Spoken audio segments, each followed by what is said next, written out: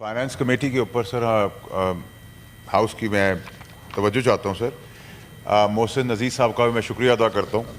हमने हमेशा बात की है पॉलिसीज़ की एग्जिस्टेंस की और कंटिन्यूएशन की। एक SRO निकाला गया था चेयरमैन साहब मेरी साबका पार्टी और मेरी साबका हुकूमत के दौर में, जिसमें मोहसिन अजीज़ साहब ने भी इसको इंडोर्स किया PTI के, और मैं उनका शुक्रगुजार हूँ कि उन्होंने सच का साथ दिया।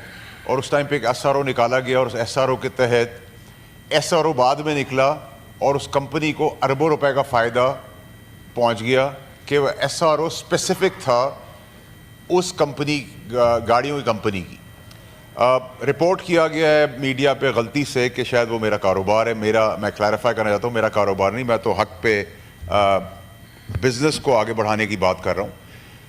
और उस वक्त एक SRO के तहत एक स्पेसिफिक कंपनी स्पेसिफिक स्पेसिफिकेशंस के तहत अरबों रुपए का फ़ायदा पहुंचाया गया। SRO बाद में निकला और इंपोर्ट्स जो थी वो पहले हो गई। इसका मतलब मालिक को पता था। उस वक्त मैंने प्राइम मिनिस्टर साहब की तवज्जो दिलाई तो उनको भी यकीनन नहीं पता था। आज हमने एक और चीज़ देखी कि कंटिन्यूएशन ऑफ पॉलिसीज़ हमारे पास आज भी मौजूद नहीं है। आज हम हाइब्रिड गाड़ियों को देख रहे थे तो उस पर जब फाइंडिंग शुरू की गई तो उसमें बड़ा अजीब सा चेयरमैन साहब चीज़ देखने को आई। जो देखने को आई चीज़ वो ये कि एक पॉलिसी प्राइम मिनिस्टर शहबाज शरीफ साहब ने दी, एक policy prime minister Imran Khan साहब ने दी, एक पॉलिसी को फिर इंडोर्स किया शहबाज शरीफ साहब ने। उस पॉलिसी को बाइफरकेट कर दिया गया और जो वहाँ मौजूद नहीं थे डिपार्टमेंट्स उनके ऊपर डाल दिया गया।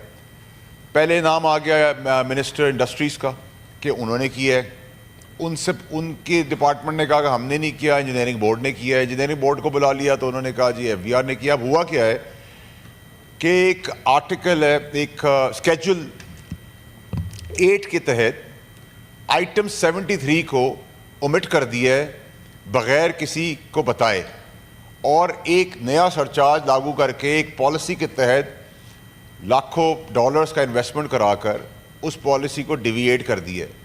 और इस डिविएशन के बाद एक मखसूस हिस्से को इसका फ़ायदा होगा और बाकी लोग सड़क पे आ जाएंगे। तो जब हम इन्वेस्टमेंट की बात कर रहे हैं और SIFC के अम्ब्रेला के अंडर में भी बात कर रहे हैं और इन्वेस्टमेंट बढ़ाने की बात कर रहे हैं, मुल्क में काम कारोबार आम आदमी ख़ास आदमी के लिए बढ़ाने की बात करें, तो अगर ये पॉलिसीज़ और डिपार्टमेंट्स की आपस में अलाइंस होगा और इस तरीके से अगर चलेंगी तो सर फिर तो सभी सड़क पे आ जाएंगे समेत मेरे, आपके और पाकिस्तानियों के।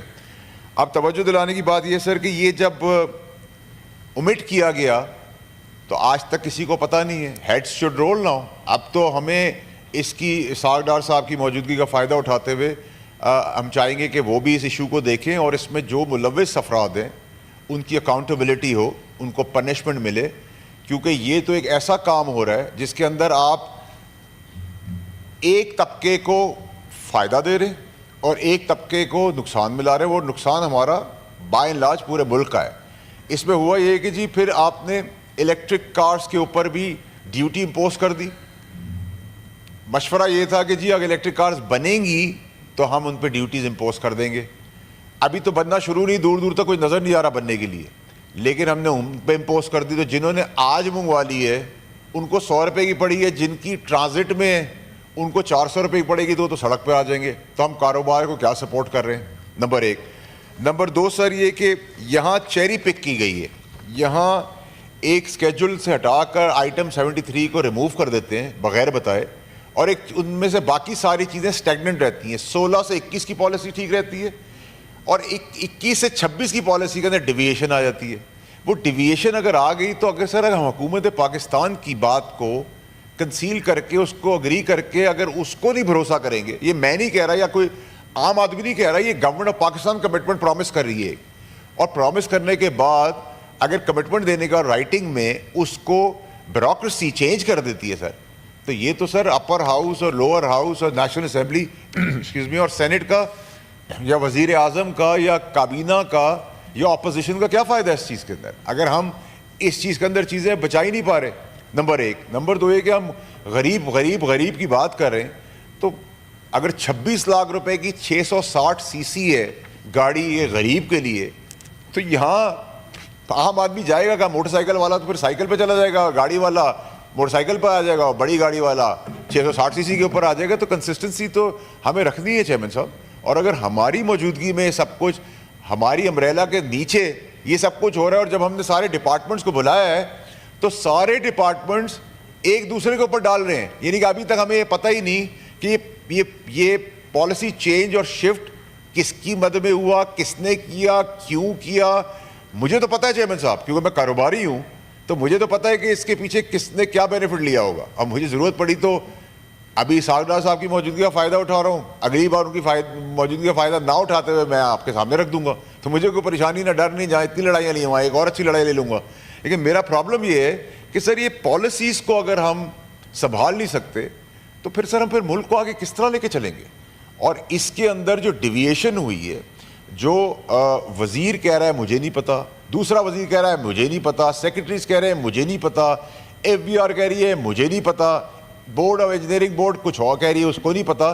تو سر اگر مجھے اور آپ کو تھوڑا بہت پتہ چل جاتا ہے, اور یہ تو ایک چیز ہم نکال کے لائے ہیں, ایسی کتنی چیزیں ہوں گی. اور آئی ایم ایف کا ہم نام تو مس یوز نہ کریں نا کہ ہر چیز والد نے کہا دو روٹی کھا لینا آئی ایم ایف نے کہا ہے, والد نے کہا ایک دفعہ نہانا آئی ایم ایف نے کہا. یہ تو ہم نہیں ڈرامے کر سکتے نا کہ آئی ایم ایف نے کہا ہے. آئی ایم ایف نے تو یہ شرائط نہیں کی کہ آپ چیری پک کر لیں, 5 چیزیں آپ کو الاؤ کی ہوئی, اس میں سے ایک چیز آپ اٹھا کے کر لیں. کیوں؟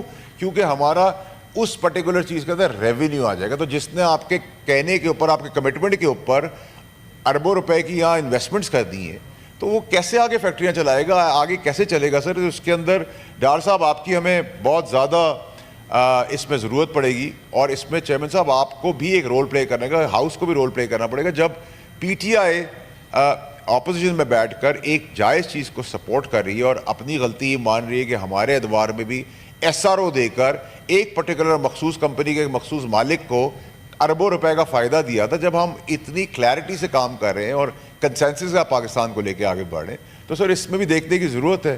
ہر چیز تو ہم یہ نہیں کہہ سکتے کہ جی ہمیں ہر چیز آئی ایم ایف نے کہہ دی. آئی ایم ایف نے جو کی ہے مجبوری ہے, ٹھیک ہے جی, کچھ کی ہے, کچھ چیز تو آئی ایم ایف نے نہیں کی. آئی ایم ایف نے کہیں نہیں کہا 10 چیزوں میں سے ایک چیز پہ آپ کر دیں اور 9 پہ نہ کریں.